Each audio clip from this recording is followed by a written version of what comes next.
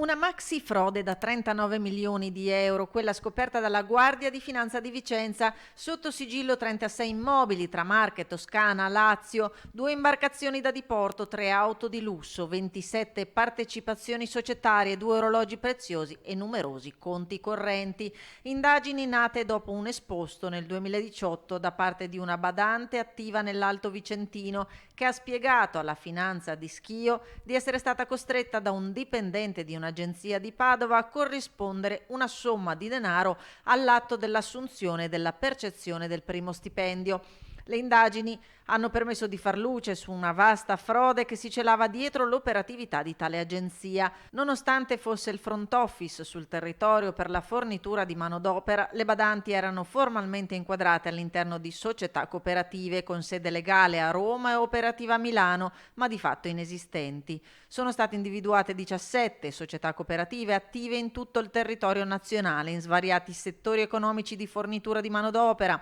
badanti, infermieri, personale paramedico, autotrasportatori, braccianti stagionali e operai edili, per oltre 3.000 posizioni lavorative comunicate, risultate tutte irregolari.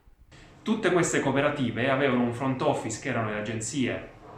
situate su tutto il territorio nazionale, ma a monte il costo del lavoro era totalmente abbattuto attraverso le indebite compensazioni derivanti dall'utilizzo di fatture per operazioni inesistenti. Quindi una frode fiscale che ha permesso di sottrarre alle casse dell'erario circa 39 milioni di euro, che è l'importo del sequestro preventivo che è stato eseguito nei giorni scorsi. Solo in Veneto sarebbero 1.400 le badanti inquadrate attraverso le collegate agenzie di Padova, Vicenza, Campo San Piero e Dolo, realizzando un volume d'affari di oltre 5 milioni di euro. 20 le persone fisiche a vario titolo denunciate per i reati di dichiarazione fraudolenta, dichiarazione infedele, omessa dichiarazione, emissione di fatture per operazioni inesistenti, omesso versamento IVA e indebita compensazione.